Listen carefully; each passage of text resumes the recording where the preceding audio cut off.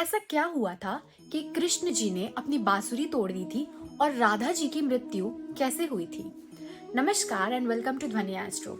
आज हम इस वीडियो में बात करने वाले हैं कि राधा रानी की मृत्यु कैसे हुई थी और क्यों कृष्ण जी अपनी सबसे प्रिय बांसुरी को तोड़ दी। तो चलिए शुरू करते हैं।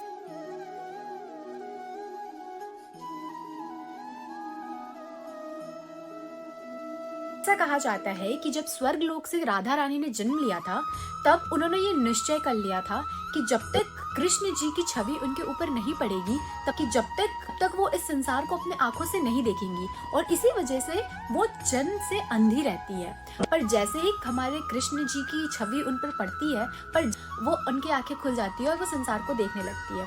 बचपन से ही कृष्ण जी अपनी बांसुरी से पूरे बरसाना वासियों का मन को मोहते रहते थे और राधा और कृष्ण का प्रेम तो 8 साल की उम्र से ही उन्होंने शुरू कर दिया था। जैसे ही कृष्ण जी बांसुरी बजाते थे, राधा जी दौड़ी चली आती थी और राधा कृष्ण अपने प्रेम का आनंद उठाते थे यमुना नदी के तट पर बैठकर। पर ये प्रेम का जो समय था वो ज्यादा दिन तक नहीं रहता है। जैसे ही कृष्ण के मामा को कंस को ये बात पता चलती है कि कृष्ण जी रह रहे हैं, वो उनको मथुरा में युद्ध करने के लिए निमंत्रण दे देते हैं।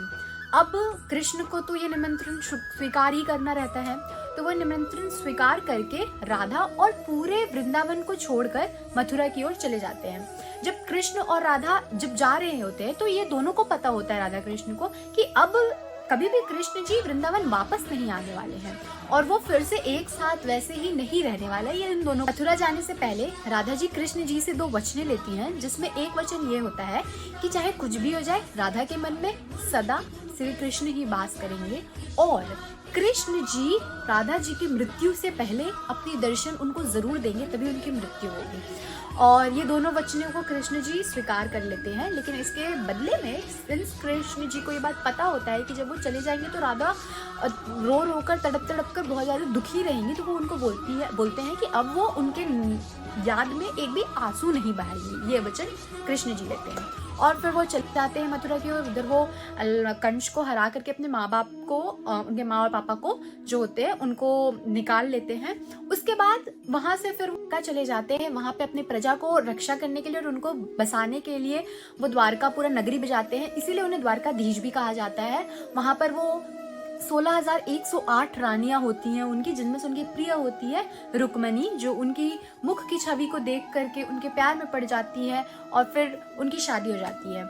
लेकिन ये जो इनकी रानियां होती है, ये चीजें देखती हैं कि कृष्ण जी जब सोए रहते हैं, भले उनकी प्यारी होती है रुक्मणी और उनकी जो दूसरी रानियां होती है वो उनकी प्यारी रहती हैं, लेकिन जब वो सोए रहते हैं तो वो राधे राधे हमेशा रात में नींद में भी बोलते रहते। तो ये चीज उनकी रानियों को नहीं अच्छा लगता था और इसी वजह से रुक्मणी ने एक बार पूछ भी दिया कि ऐसा क्यों है स्वामी, कि हम तो आपसे इतना प्रेम करते हैं और फिर भी आप सिर्फ राधा का ही नाम लेते रहते हो, ऐसा क्यों? तो इसमें कृष्ण जी बोलते हैं कि तुम एक काम करो, इसके जवाब के लिए तुम खुद राधा से मिल कर आओ। तो फिर रुक्मणी डिसाइड करती है और वो राधा जी से मिलने के लिए वृंदावन आती है। जब वो राधा जी के महल के सामने आती है, औरत को देखती है, वो पूछती है क्या तुम राधा हो? तो वो कहती है नहीं, मैं तो उनकी दासी हूँ। राधा जी तो आपको 7 दरवाजों के पीछे मिलेंगी। और रुक्मणी ऐसे दरवाजे काउंट कर कर कर वो 7 दरवाजे के पीछे चली जाती है। जब वहां जाती है तो वो देखती है कि राधा जो है वो सो रही है और उनकी सखियों से उन्हें ये बात पता चलता है कि राधा रानी कितने रातों से सोई नहीं थी और वो सिर्फ कृष्ण की नाम जप रही थी और अब जाकर के उनको नींद आई है और वो सोने के लिए गई है। तो वो फिर रुक्मणी बताती है उनकी सखियों को कि कैसे कृष्ण जी ने उनको भेजा है राधा रानी से मिलने के लिए और कृष्ण जी का सिर्फ नाम सुनते हुए राधा जी की नींदें खुल जाती हैं और वो बोलती है कि कृष्ण ने मुझसे मिलने के लिए किसी को भेजा है। ये सुनकर रुक्मणी को काफी आश्चर्यचकित होता है कि कैसे बस एक बार नाम सुनते ही ये ऐसे बोल दे रही है। फिर वो बोलती है कि उन्होंने कुछ और भी भेजा है, मेरे लिए कुछ भेंट भी भेजा है। तो भेंट में रुक्मणी उनके लिए गर्म दूध लेकर गई रहती है, ठीक है। एंड राधा रानी वो गर्म दूध लेती है और पूरा एक बार में पी जाती है। रुक्मणी मिलकर घर वापस आ जाती है। रात को जब वो घर आती है तो कृष्ण जी की जब वो पैर दबा रही होती है तो वो देखती है कि उनके पैरों पे छाले पड़े हुए हैं। तो वो पूछती है कि स्वामी आप कहाँ पैदल चले गए थे कि आपके पैरों में इतने छाले पड़ गए हैं?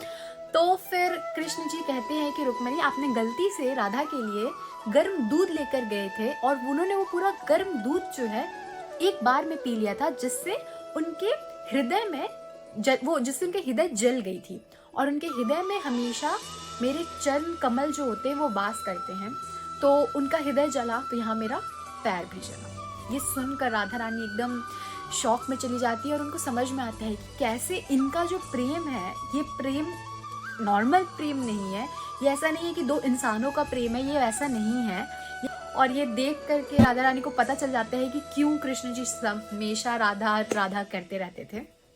उधर राधा का विवाह यादव पुत्र अभिमन्यु से होता है, पर अभिमन्यु को ये श्राप रहती है कि ऋषि दलीची ने ये श्राप दिया रहता है कि अगर वो राधा को छुएंगे तो वो भस्म हो जाएंगे। और इस तरीके से राधा का जो प्रेम होता है कृष्ण के लिए, वो बिना भंग हुए पवित्रता को मेंटेन करते हुए वो शादी भी करती है, और अपने शादी का सारा नियम कार्य जो भी रहता है वो सब पूर्ण करती है। और कई सालों बाद जब उनके सारे काम पूर्ण हो जाते हैं, जो उनको करना होता है, जो भी उनकी रिस्पॉन्सिबिलिटी होती है, वो सबको पूरा करके वो चली जाती है द्वारिका। ठीक है, द्वारका नगरी चली जाती है। जब वहां पे वो जाती है तो उन्हें वहां कोई नहीं पहचानता है, स्वयं कृष्ण जी के अलावा उनको कोई नहीं पहचानता है। और कृष्ण जी और वो एक दूसरे को देखकर आंखों ही आंखों में बिना कुछ बोले वो सारी बातें कर लेते हैं। फिर वो कृष्ण जी के महल में देविका के रूप में रहने लगती है, जिससे वो सारा काम भी करेगी महल का, और उसके बाद जब समय मिलेगा तो वो कृष्ण जी से मिल भी सकती है।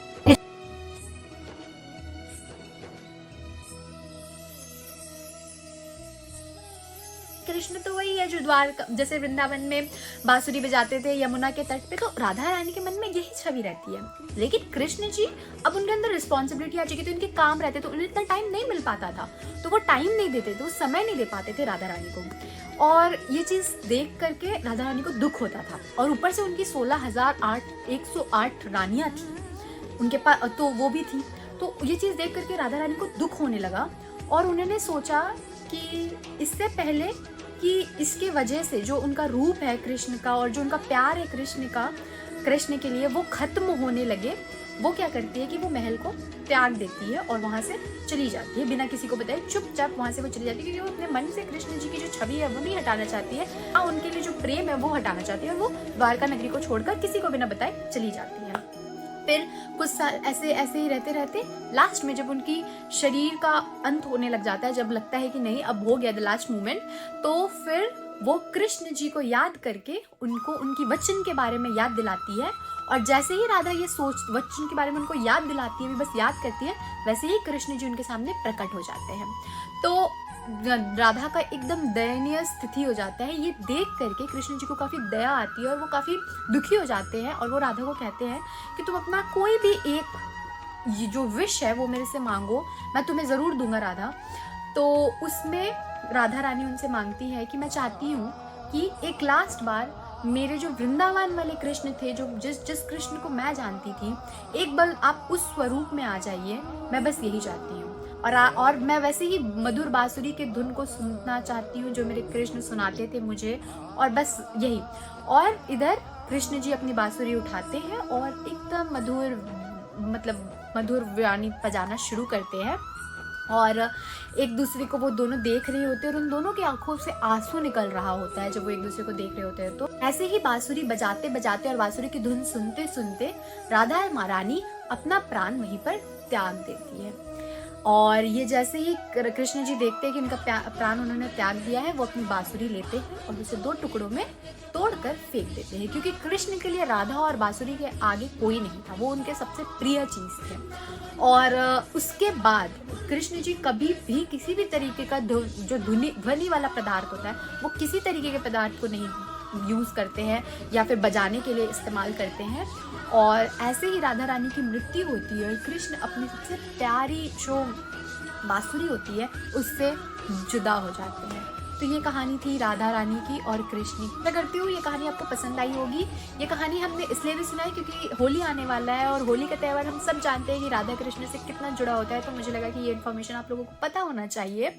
और अगर आपको अच्छा लगा हो तो आप हमारे यूट्यूब चैनल को जरूर सब्सक्राइब करना और कमेंट में बताना कि आप नेक्स्ट कैसी वीडियोस देखना चाहते हैं। हाँ, आप हमें इंस्टाग्राम पे भी फॉलो कर सकते हैं, हम वहाँ पे vastu tips, switch code, serials और मंत्रास देते हैं।